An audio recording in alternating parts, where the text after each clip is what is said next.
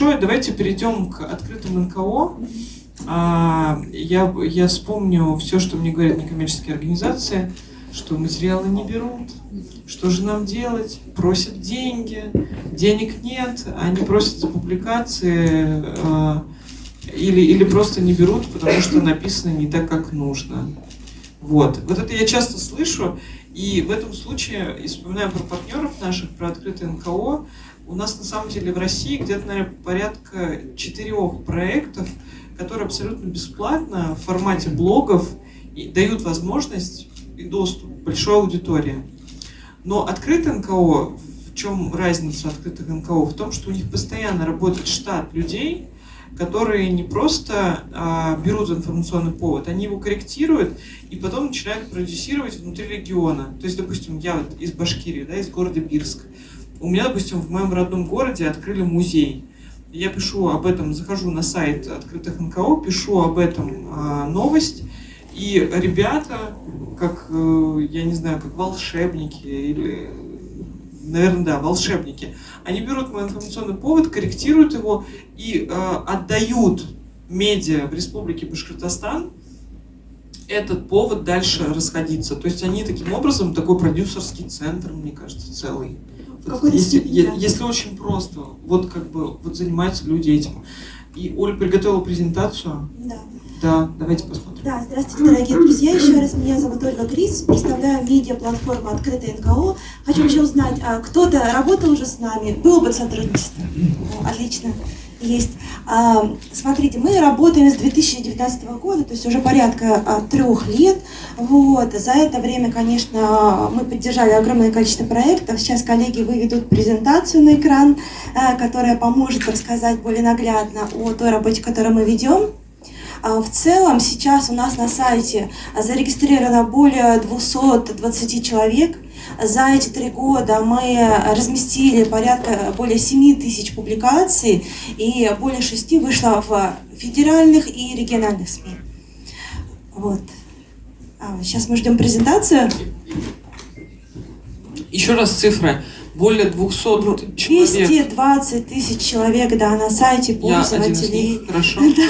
Хорошая компания. Вот, да, порядка 7 тысяч публикаций уже вышло. 7 тысяч публикаций, да, серьезно. Это различного формата, причем это не просто новости, да, это часто и статьи, большие доработки. Это все материалы, которые есть на сайте. Видеоматериалы, да. Также мы сейчас запустили направление подкастов. То есть это новое, достаточно интересное, актуальное, когда можно слушать информацию какую-то. Подкасты, кстати, для некоммерческого сектора, мне кажется, это та ниша, которая еще не занята. Ну, то есть туда можно еще зайти, и там можно обосноваться. И подкасты и с точки зрения рекламного рынка очень интересны, с точки зрения благополучателей. То есть там можно получать такие неплохие цифры. Да, конечно. Вот. Если в целом говорить, то мы можем себя сравнить с некой внешней пресс-службой для НКО. Причем мы работаем по всей России, во всех регионах, и, соответственно, работаем и со СМИ, и региональными, и федеральными. Вот. Что мы делаем? На нашем ресурсе мы фактически объединяем и НКО, и СМИ. То есть можно найти контакт. Вот. Мы предлагаем СМИ некий уже готовый социальный контекст. Как говорила Юля, да, то есть мы дорабатываем материал. Вы нам можете прислать просто заявку, какую-то краткую информацию. У нас работает профессиональная редакция. Вот, мы смотрим, находим какие-то интересные инфоповоды, которые можно подкрутить, раскрутить, какую-то информацию, может быть, о героях ваших проектов, да, дорабатываем до более содержательного публикации, и потом уже в более готовом таком формате подаем и в региональные СМИ. Если это какой-то такой весомый инфоповод, да, мы можем даже выходить на федеральные. И у нас были такие примеры, сейчас дальше я расскажу об этом.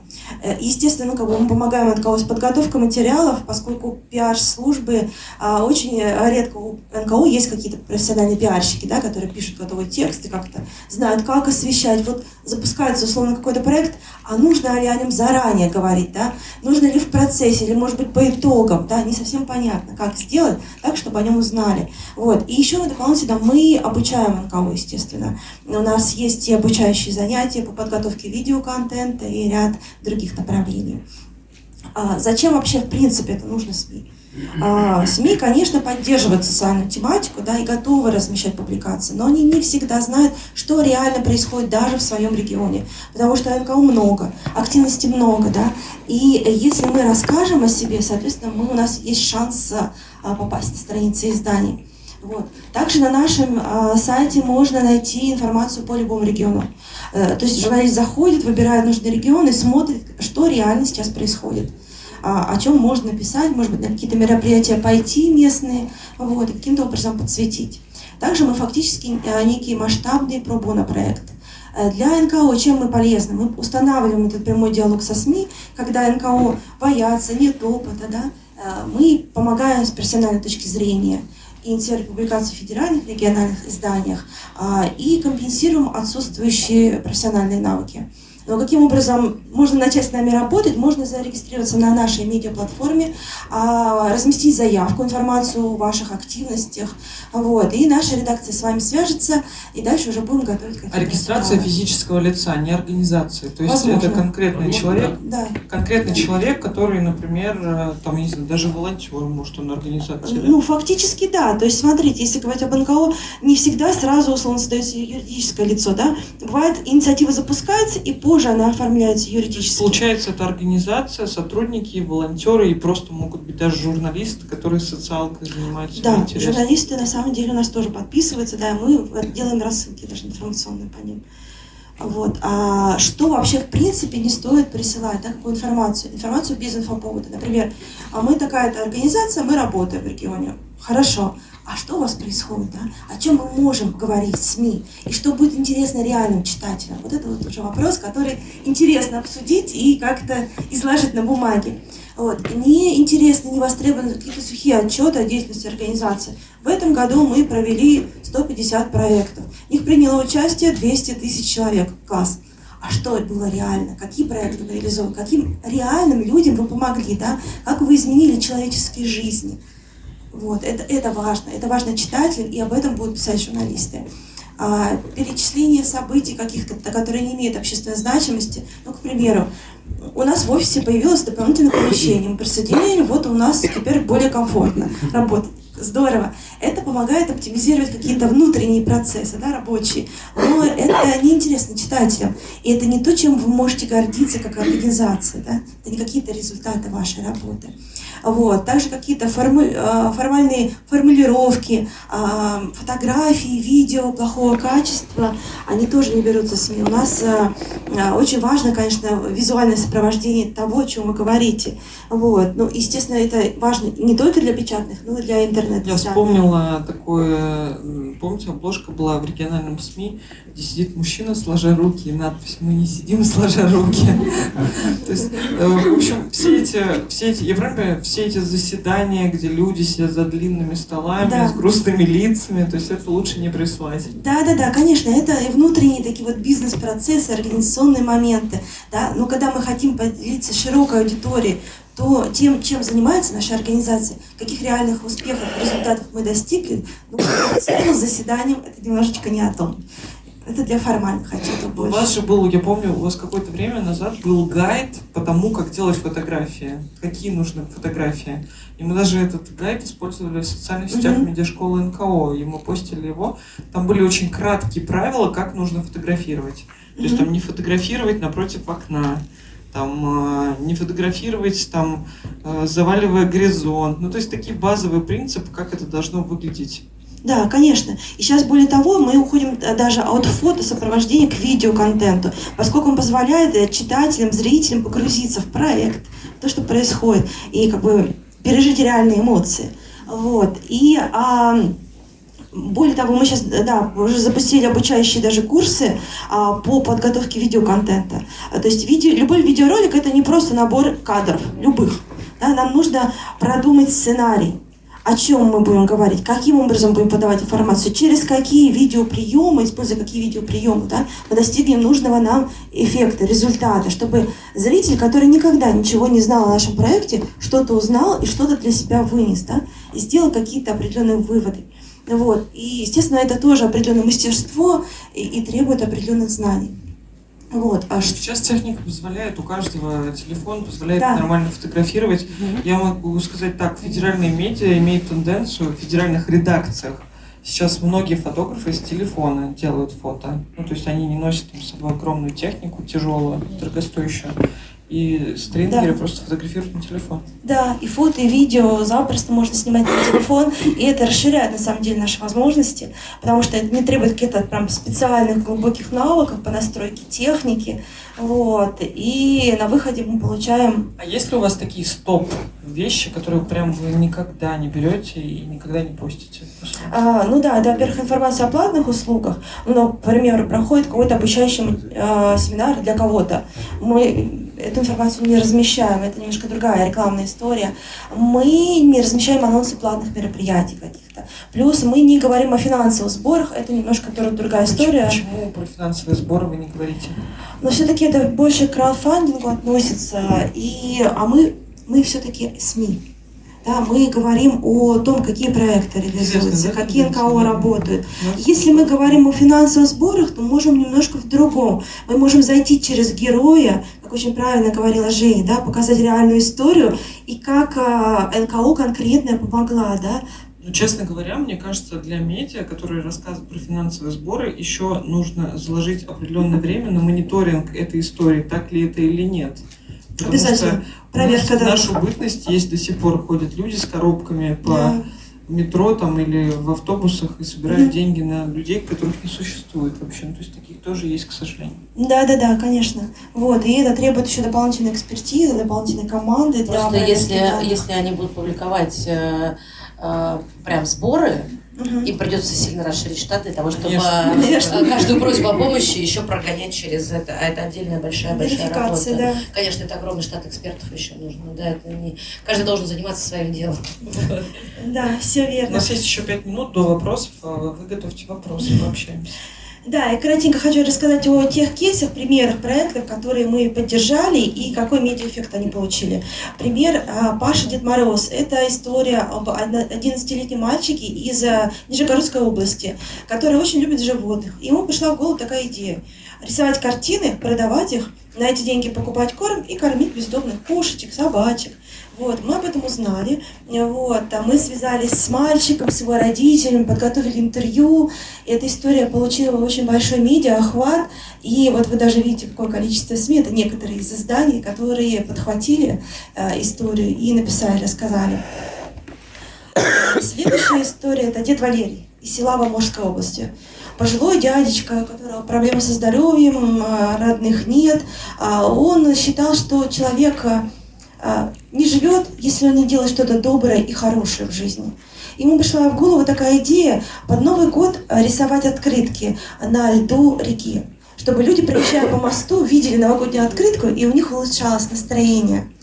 Вот, как бы, да, такая супер. Кто-нибудь у нас есть? Амурская область, Дальневосточный федеральный округ есть? Есть. Есть? Ух ты. Есть, супер. Слышали о нем? Наверное, нет.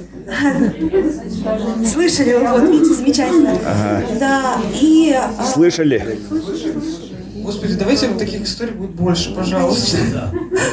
Пожалуйста, да, больше таких историй. Да. И вот в конце 21 года, к сожалению, дедушка уже умер, возраст, вот, но жителям города настолько понравилась эта инициатива, настолько они к этому привыкли, каждый год видеть новогодние поздравления, что они решили сами выйти на лед реки и сделать подобную открытку. Мы об этом написали. И настолько интересна вот эта вот инициатива была для читателей, что историю подхватили 11 регионов Российской Федерации. Организовали флешмоб, то есть в 11 городах вышли команды, которые создавали новогодние открытки, и это все освещало кучу изданий, в том числе Первый канал. Класс. Хорошая история. Вообще, очень добрая, хорошая. Ты специально подобрала все новогодние истории, зная, что уже скоро Новый год.